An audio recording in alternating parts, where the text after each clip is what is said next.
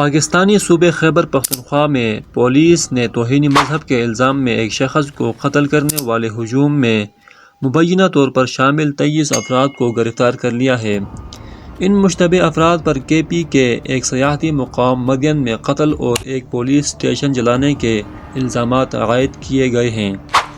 ایک مشتعل ہجوم نے جمعرات کے روز ایک سیاح کو مبینہ طور پر قرآن کی بے حرمتی کرنے کے الزام میں تشدد کر کے قتل کرنے کے بعد اس کی لاش جلا دی تھی۔ پولیس نے ابتدائی طور پر مقتول کی شناخت محمد اسماعیل کے نام سے کی تھی، لیکن پیر کو تفتیش کے بعد بتایا کہ اس کا نام محمد سلمان تھا۔ پولیس کے مطابق مقتول کے اہل خانہ نے ابھی تک اس کی لاش وصول کرنے کے لیے رابطہ نہیں کیا۔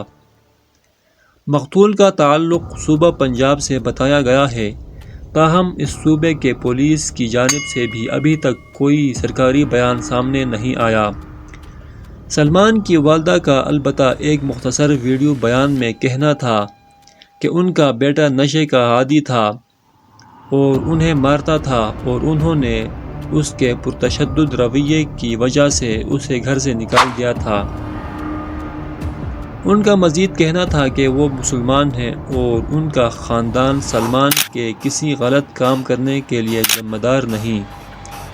مدین میں پولیس کے علاقائی سربراہ محمد علی گنڈاپور نے پیر کے روز کہا کہ پولیس نے 23 مشتبہ افراد کو گرفتار کیا ہے اور سلمان کے قتل میں ملوث تمام افراد کو گرفتار کرنے کی کوششوں کے تحت مزید چھاپے مارے جا رہے ہیں۔ سلمان مدین کے ایک ہوٹل میں ٹھہرے ہوئے تھے جب ایک ہجوم نے ان پر توہین مذہب کا الزام لگایا۔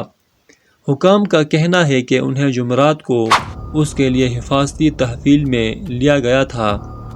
ان سے پوچھ گچھ کی جا رہی تھی جب ایک مشتعل ہجوم مدین پولیس اسٹیشن کے باہر جمع ہو کر ملزم کو ان کے حوالے کرنے کا مطالبہ کرنے لگا تاکہ وہ مبینہ طور پر قرآن کے اوراق جلانے کے الزام میں اسے فوری طور پر سزا دے سکیں۔